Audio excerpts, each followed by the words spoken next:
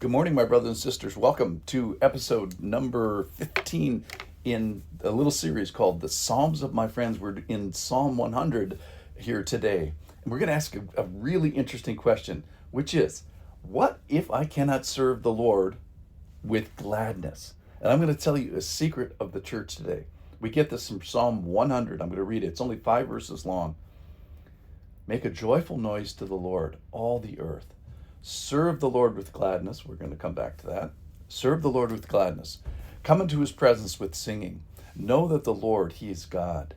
It is he who made us, and we are his. We are his people and the sheep of his pasture. Enter his gates with thanksgiving and his courts with praise. Give thanks to him. Bless his name. For the Lord is good. His steadfast love endures forever, and his faithfulness to all generations. Okay. So this is an overwhelming psalm, obviously, because it describes making a noise joyfully and coming into his presence with singing and enter his gates with thanksgiving and approaching his courts with praise and giving thanks and blessing the Lord. So how many people are supposed to be doing this? It's for all the earth. This is the mega party that we're talking about. This is all hands on deck for this praise party. And some of this is verbal. So some of this is singing and thanking and praising and blessing. Some of it is attitudinal, being joyful. And then the one I wanted to emphasize today, kind of on the subheading of this attitudinal one, is serve him with grumpiness. No, serve him with gladness. So two things. It's serve, so serve the Lord. And then the second thing is to serve him with gladness. And in this is a secret of the church. So let's just talk about, in general, why must every believer serve? Well, number one is because God said so. It's a command. It's not optional. And secondly, you can clearly see that this is the labor that the Lord uses in his church to function in all its arm: administrative, organizational, pastoral, mercy, worship, and evangelism, the arms of the church, the extension of the church. But here's the one I want to camp on today, which is because you benefit from serving. So if you are not serving, you absolutely should be. It is a command of the Lord, and you should be wrestling with starting to serve.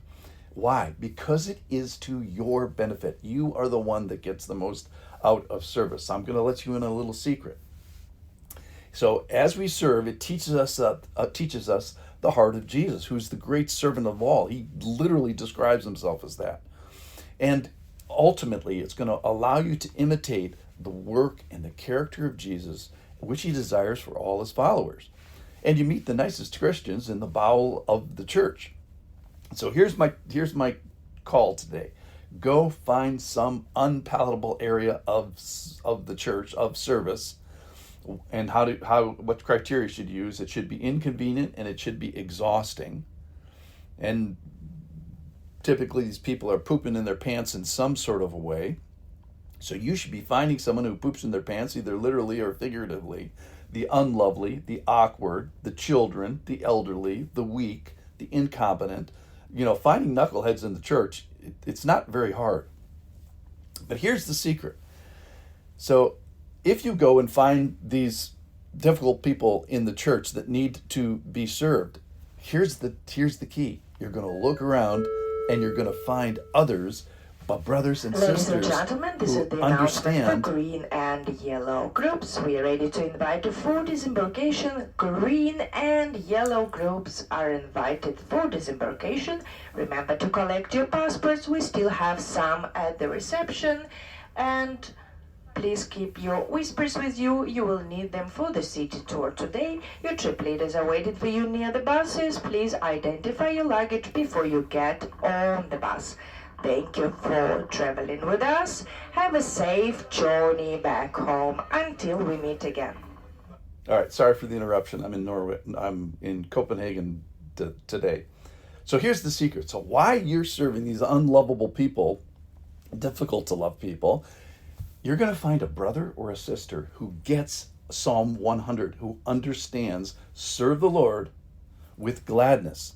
So if you cannot yet serve the Lord with gladness, then serve along someone else who is serving the Lord with gladness. So where do I find people that are serving with gladness? They're out serving the unlovely.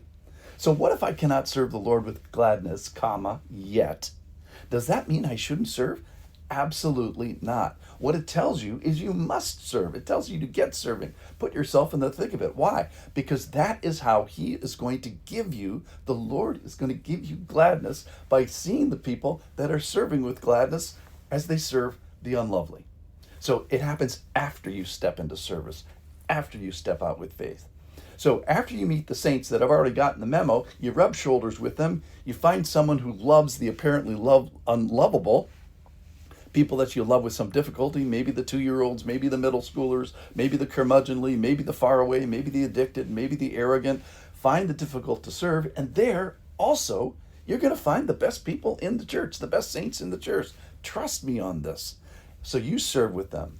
They will teach you how to be glad. It is the servants that serve the unlovely that will teach you how to be glad in service. They will show you how to be glad. This is the secret of the church. So here, write this down. Serving with the saints that serve the supposedly unlovely are the ones who will also be serving, wait for it, you.